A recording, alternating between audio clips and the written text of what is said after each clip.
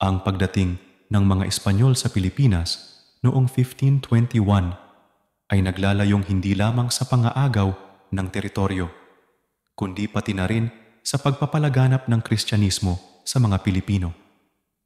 Kasama sa mga konkistador ang mga praileng misyonero na nag-aral ng wikain sa Pilipinas, nagsagawa ng pananaliksik at nagdala ng limbagan upang mabilis na mapalaganap ang relihiyong Katoliko. Ginamit ng mga Espanyol ang alpabetong Romano, pinalitan ng baybayin at nagsagawa ng mga paaralang Katoliko. May malaking impluensya ang mga Espanyol sa panitikan ng Pilipinas, kung saan nagkaroon ng tuwiran at dituwirang pagbabago sa paksa.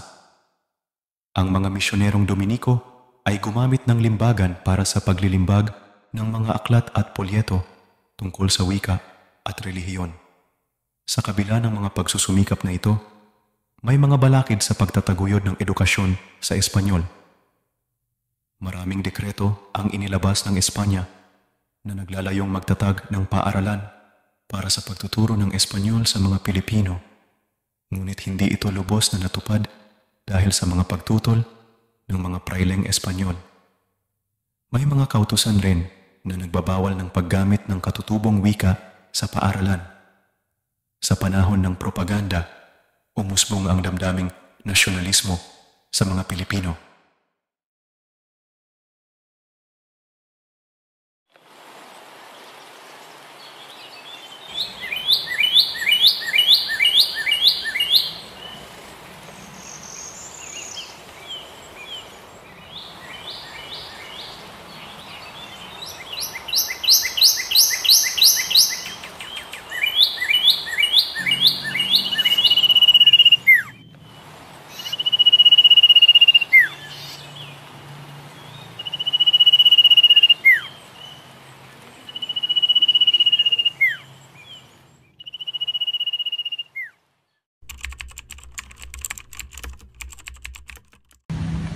Maria, mukhang ang tahimik niya ng bayan natin.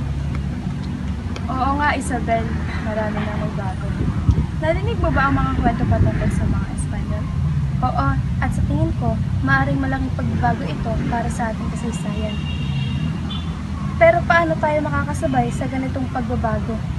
Hindi ko alam, Isabel. Pero sa tingin ko, mas dapat natin pagtuunan ng pansin ang ating sarili, kultura at wika.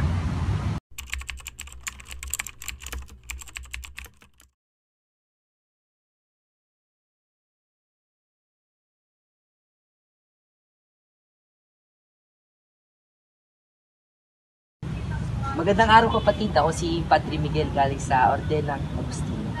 Ako naman si Padre Antonio Franciscano. Ano ba sa palagay mo ang dapat natin gawin para mapatibay natin ang misyon?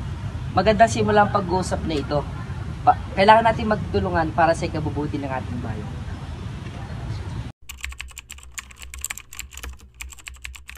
Mga mamamayan, isang mainit na pagbati sa inyong lahat. Nagmumungkay ako na turuan ng mga Indyo ng wikang Espanyol. Pero bakit kailangan baguhin ang sariling wika natin? Ang pagsasanay sa Espanyol ay makakatulong sa pakikipag-ugnayan natin sa kultura nila at sa pagbukas ng bagong oportunidad para sa kinabukasan. Hindi ba mas mahirap itong aralin kaysa sa sariling wika natin?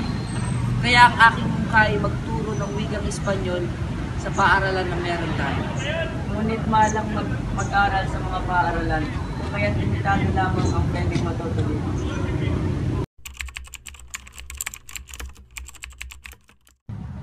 Felipe, alam mo ba kung paano natin magagawang maging isang bansang bilingual?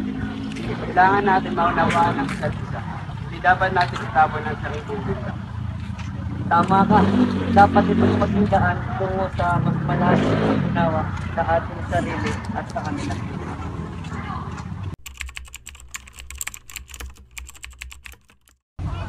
Mga kababayan, huwag kayong matakot. Ang pagtuturo ng doktrina Kristiyana ay naglalayong pahalagahan ang ating pananampalataya nang hindi nakakalimutan ang ating mga tradisyon. Ano kaya ang may dulot nito sa ating relihiyon? Ito'y isang paglago at hindi pag-alis. Magiging tuloy ito sa mas malalim na pag-unawa sa ating mga pananampalataya. Dapat ituro ang wikang Espanyol sa lahat ng paaralan. Pero baka maging mahirap ito para sa mga estudyante. At baka mawala ang ating kultura. Iniintindi ko lahat ng inyong alalahanin, subalit ito ay para sa ikabubuti ng ating bayan.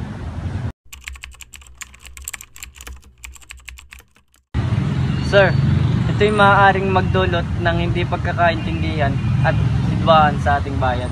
Subukan natin ito para sa ikaunlad ng ating bayan.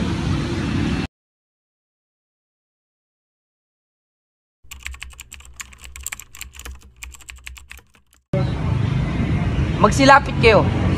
Hindi dapat tayo magpapi. Ipakita natin ang tapang ng ating wika at kultura. Tama, hindi dapat tayo maging alipin. Ipagsigawan natin ang ating mga nararamdaman. Kasama mo kami, Anton. Ipakita ang ating pagkakaisa.